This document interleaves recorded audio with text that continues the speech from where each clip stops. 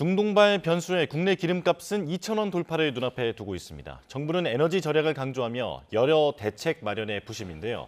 차량 오부제 민간 확대 얘기도 나옵니다. 지금 상황 얼마나 심각한 건지 알아보겠습니다. 유승은 서울과기대 미래에너지융합학과 교수와 함께하겠습니다. 어서 오십시오.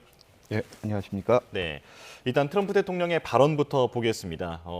최종 협상 시한을 하루 더 연장을 했는데 이걸 어기게 된다면 이란을 석기 시대로 만들고, 그리고 모든 발전소와 석유 시설 이런 걸 다 파괴하겠다 이렇게 밝혔거든요. 최악의 시나리오라고 볼 수 있을 텐데 이렇게 되면 유가는 어떻게 될까요?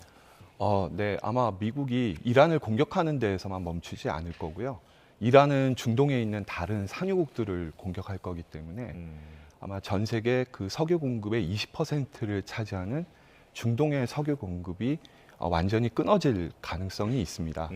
그렇게 되면 유가는 오늘 아침에 보니까 두바이유가 그 117불 정도 하던데요. 네. 그 한 175불, 200불까지도 올라갈 수 있는 상황이기 때문에 아마 인류에게 있어서 큰 재앙이 될 수 있는 상황입니다. 예, 그 상황까지는 안 갔으면 좋겠는데요. 지금 그 홍해 변수까지 겹치지 않았습니까? 맞습니다. 네, 이 바브엘 만데브 해협을 후티 반군이 봉쇄하겠다라고 위협하고 있는 상황인데 이건 유가에는 어떤 영향을 주고 있습니까? 그것도 유가에 영향을 미칠 수밖에 없습니다. 거기가 이제 사우디아라비아라고 하는 나라에서 나오는 석유가 사실은 그 1200km의 그 육상 송유관을 통해서 홍해로 수출이 될 수 있는데요. 그 경로가 막히게 되면 이제 유가는 더 오를 겁니다. 예. 그러니까 호르무즈의 홍해 변수까지 겹쳐 있는 상황. 그리고 이란은 앞으로 호르무즈를 개방하더라도 적대국에는 열지 않겠다라고 얘기를 하고, 그리고 이제 협조적인 국가에 열더라도 통행료를 한 30억 원씩 받겠다 이렇게 얘기를 하고 있잖아요. 그렇다면 앞으로 유가가 상승할 상황밖에는 이제 남지 않은 건데 국내 주유소 기름값은 앞으로 어떻게 되겠습니까? 네. 그 사실 지금은 최고 가격제를 적용하면서 상승폭을 막고 있는 상황인데요. 예. 대략 휘발유는 한 400원 정도를 억제를 한 거고, 그다음 경유는 한 500원 정도를 억제한 상황이라고 볼 수 있습니다. 처음에 2주 동안 시행하고 다음 2주가 현재 시행되고 있는데 첫 2주 동안에 들어왔던 물량들이 소진이 되고 나면 아마 조금씩 가격이 올라서 이번 주말 정도 되면 거의 2,000원에 육박하지 않을까 보이고요. 그리고 만약에 이제 전쟁이 좀 더 격화가 되게 되면 세 번째 2주 동안에는 아마 더 높은 가격, 즉 2,100원, 2,200원까지 오를 수 있을 것으로 보입니다. 예. 이제 전문가들은 국내 소비자들의 심리적 마지노선이 리터당 2,000원 정도가 되지 않겠느냐 이렇게 짐작을 하고 있는데, 만약에 말씀하신 대로 2,000원을 넘게 되는 상황이 된다면 정부 입장에서는 유류세라든지 다른 조치도 내놓을 가능성이 있지 않겠습니까? 네, 맞습니다. 현재도 사실은 유류세를 인하해서 2,000원 밑으로 억제를 하고 있는 상황인데요. 별 수 없이 추가 유류세 인하를 검토를 할 걸로 보입니다만 국제 가격이 오르게 되면 아무리 유류세를 인하하더라도 2,000원 돌파는 시간 문제가 아닌가 보입니다. 예. 말씀하신 대로 국제 유가가 올라 버리면 국내에서 어떤 정책을 쓰더라도 가격 인상은 막을 수가 없는데, 지금 국제 이제 석유 시장에서 일부 물량은 40% 이상 프리미엄이 붙기도 했다라고 합니다. 그렇다면 이제 국내 소비자들뿐만 아니라 정유사들 입장에서도 타격이 상당할 것 같거든요. 네. 정유사들은 지금 석유를 구하는데 사활을 걸고 있습니다. 예. 즉 생존의 문제로 보고 있고요. 사실 정유사들은 현재 수출이 호조를 보이고 수출에서 높은 가격을 받기 때문에 국내 시장에 좀 낮은 가격으로 공급을 하더라도 사실 경영 자체는 유지는 되고 있는데 문제는 물량의 확보이기 때문에 웃돈을 줘서라도 현재는 석유를 확보할 수밖에 없는 상황입니다. 예. 이런 가운데 정부는 기름 소비를 일단 좀 줄여보자, 라고 얘기를 하고 있는데, 이제 공공이부제도 8일부터 시작된다고 하잖아요. 이렇게 아끼는 게 효과가 어느 정도 있는 겁니까? 사실은 효과가 제법 있습니다. 그렇습니까? 왜냐하면은 이 석유 자체를 이부제나 오부제를 통해서 아끼는 것도 있지만 그런 제도의 시행을 통해서 사람들은 지금이 좀 위기 상황이구나. 내가 좀 덜 돌아다니고 아껴 써야 되겠구나라는 생각을 하게 되기 때문에 심리적으로 절약을 생활 속에서 이렇게 실천하게 되는 효과도 있어서 전반적으로는 그 소비량이 줄게 되는 효과가 있기 때문에 정부로서는 강력하게 그 이부제라든지 아니면 민간으로의 확대를 추진할 수밖에 없는 상황입니다. 네. 그런데 함께 고민해 봐야 할 것이 민간 오부제까지 만약에 확장이 된다면 네. 그 말씀하신 대로 지금이 에너지 위기구나, 좀 아껴야겠구나라는 생각은 할 수 있겠습니다만 자연스럽게 경기 침체로 이어지지 않겠느냐. 예. 이 부분도 걱정하지 않겠습니까? 네, 맞습니다. 그래서 정부는 사실 지금 굉장히 위기상이지만 위기상임을 적극적으로 알리는데 그렇게 적극적이지는 않은 걸로 보이고요. 그게 예. 이제 경기 침체로 갈 수 있는 부분인데요. 최대한 그 소비자들은 합리적인 소비를 하면서 다른 부분에는 소비를 하더라도 에너지에 대해서는 소비를 줄이는 이런 좀 생활 습관을 정착시키지 않으면 현재 위기를 극복하는데 어려움이 있습니다. 네. 자, 정부가 그래서 여러 대체 수입선을 검토 중입니다. 일본은 또 호르무즈가 아닌 대체 경로를 통해서 네. 지난해 60% 수준까지 다음 달에는 그 원유를 수입할 수 있다라는 그 보도가 나왔는데 우리는 어떤 방안을 고려하고 있는 걸까요? 네, 우리도 뭐 미국산 석유라든지 아니면은 그 UAE의 그 푸자이라 항구를 통한 운송이라든지 그다음에 사우디아라비아 석유를 이제 홍해로 운송한다든지 아니면 호주에서도 석유가 굉장히 많이 나고 있기 때문에 예. 이렇게 도입선을 다변화하는 형태로 해서 이달에도 보면 한 5천만 배럴은 확보가 된 상황이고요. 다만 우리가 한 달에 그 사용하는 석유가 한 8천만 배럴 되기 때문에 우리도 4월에는 한 60% 정도만 확보가 된 상황이라서 결국 나머지 40%는 소비도 줄이고 비축유도 방출하는 그런 전략이 필요할 것 같습니다. 예. 그런데 우리가 미국산 원유를 들여오는 방안 물론 열려 있습니다만 지금 그 유종의 차이 때문에 쉽게 네. 도입하지 못한다라고 하는 그 한계도 있잖아요. 네, 맞습니다. 어떻습니까? 그 미국산 원유는 두 가지 어려움이 있습니다. 첫째는 운송 기간이 아무래도 중동유에 비해서 2배 걸립니다.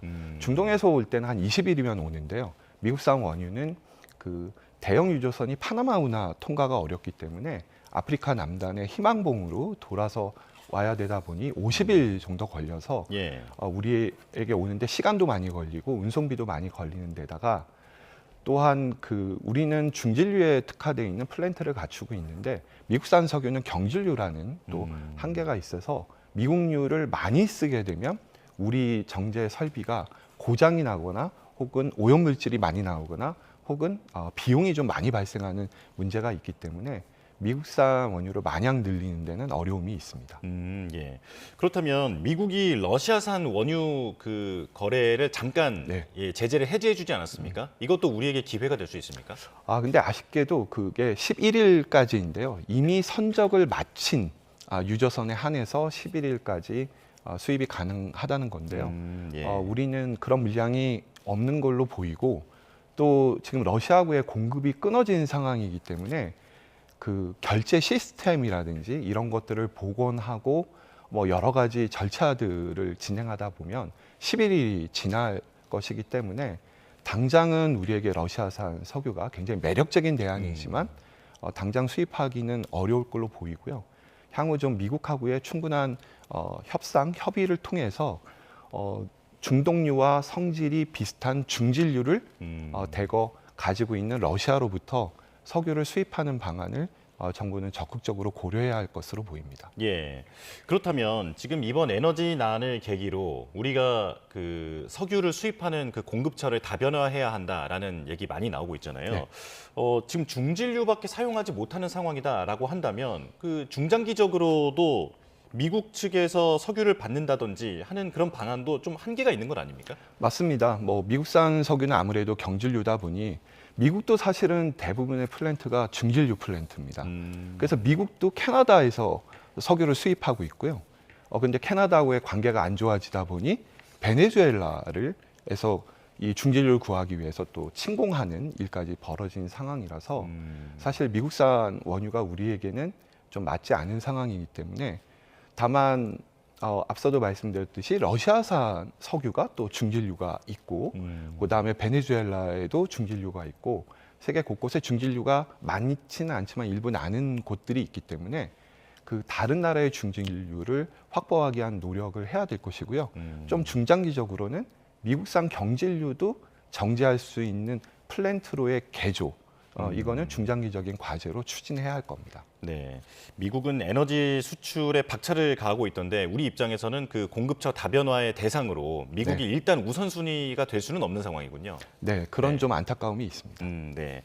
자, 이런 가운데 오펙 플러스가 증산을 얘기했습니다. 그런데 증산의 양이 지금 호르무즈에 묶여 있는 양에 비하면 그 좀 적다라는 한계가 지적이 되고 있는데요. 어떻게 보고 계십니까?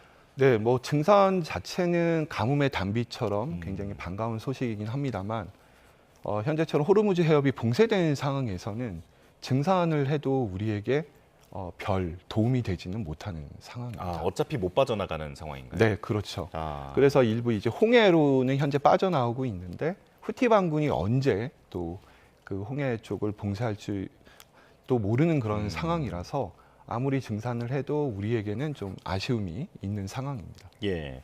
지금 유가뿐만 아니라 그 나프타라든지 어떤 산업의 쌀의 역할을 해줄 수 있는 그런 여러 가지 물질들의 생산도 상당한 그 차질이 빚어지고 있는데 이건 어떤 상황입니까? 아, 네. 이 나프타는 뭐 산업의 쌀이라고 불리면서 나프타로는 우리가 한 3,000가지 정도 제품을 만듭니다. 그래서 제가 지금 입고 있는 옷도 사실은 이 나프타로 만든 거고요. 그리고 뭐 주택에 들어가는 내장재, 외장재, 단열재, 페인트, 뭐 합성고무 전부 나프타로 만든 거기 때문에 굉장히 중요한데 문제는 우리나라에서 소비되는 나프타의 절반 가량을 수입을 하고 있습니다. 예. 그리고 그 수입되는 물량의 절반이 또 호르무즈 해협을 통해서 수입이 돼야 되는데 그 공급이 지금 끊어진 상황이기 때문에 당분간 우리는 이 나프타가 소비를 좀 줄이는, 즉 나프타의 공급이 절반으로 줄어든 상황이기 때문에 절반으로 줄어든 상황에 어느 정도 적응하는 시간들이 필요할 것 같습니다. 예. 그렇다면 그러니까 기름과 마찬가지로 바로 뭐 전쟁 상황이 내일 당장 정리가 된다 하더라도 이런 공급망이 정상화되기까지는 상당한 시일이 걸릴 거다라는 전망이 있던데요. 이건 어떻게 보십니까? 네, 맞습니다.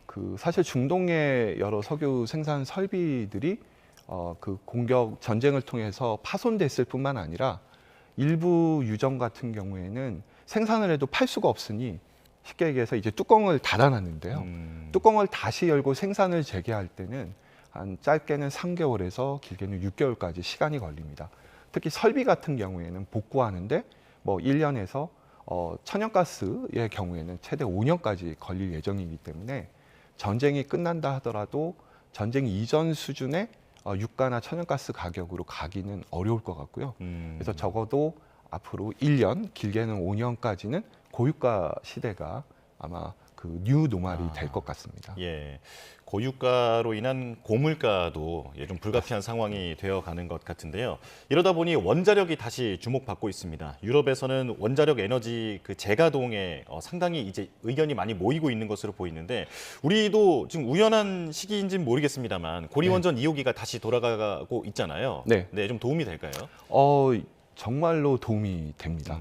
다만 이제 고리 2호기 하나만으로는 이게 이제 용량이 큰 건 아니기 때문에 네. 게다가 이제 전기의 주된 수요처는 수도권인데 사실 이제 고리에서 또 수도권으로는 송전망의 확충에 좀 지연을 겪고 있기 때문에 일정 정도 한계는 있겠습니다만 고리 2호기가 가동되는 것은 우리의 에너지 문제를 해결하는 데는 도움은 분명히 되고요.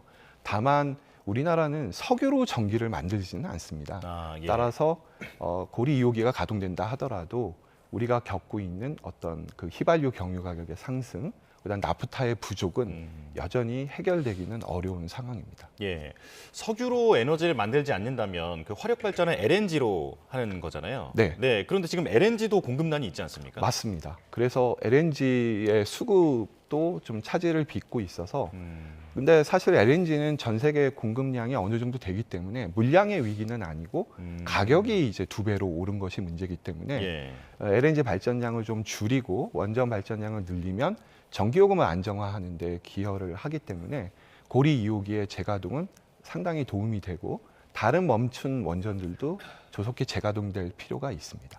예. 이러다 보니 근본적으로는 그 우리 에너지 그 생태계가 재생에너지 중심으로 예, 변해야 한다라는 얘기 많잖아요. 네. 이건 현실성이 있는 얘기일까요? 네, 뭐 재생에너지는 당연히 늘려야 되고요. 다만 이제 재생에너지가 석유를 대체하기는 어렵습니다. 결국 석유는 휘발유, 경유, 항공유, 나프타가 필요한데 예. 재생에너지가 그걸 대체하기는 어렵기 때문에 우린 재생에너지는 재생에너지대로 늘리고 예. 에너지 안보를 위해서 석유는 석유대고로 안정적으로 확보하는 투트랙 전략이 필요한 상황입니다. 예. 그러니까 에너지 생산을 위해서 재생에너지 쪽에 투자를 할 수는 있어도 네. 나프타라든지 이런 게 태양광에서 생기는 건 아니기 때문에 석유 수입은 맞습니다. 반드시 필요하다라는 말씀이시군요. 네, 그렇습니다. 아, 네, 알겠습니다. 자, 여기까지 설명 듣겠습니다. 유승은 서울과기대 미래에너지융합학과 교수와 함께했습니다. 고맙습니다. 네, 감사합니다.